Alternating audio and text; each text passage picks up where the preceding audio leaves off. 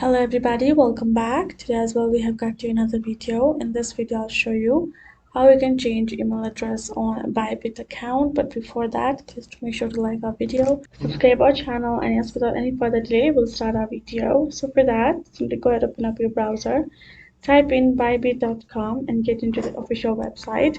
Now from over here, make sure you are signed in as well. Then simply go ahead and tap on this profile icon on the right section. Once you have done that, the menu options gonna pop up. From over here, tap on this option of settings. Now here in the settings section, you're gonna find plenty of options. From over here, simply switch to this option of account and security.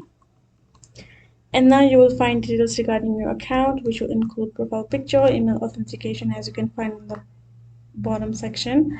From over here, if you go to your simply right side, you will find this option of change email right away. Go ahead, tap on that particular option. Now it will simply ask you to enter the new email of yours. Enter that, provide the verification for it, and you will be able to change your email likewise. So that's how we can do it. Hope this video was helpful to you all. Thank you so much for watching, and I'll see you guys in the next video.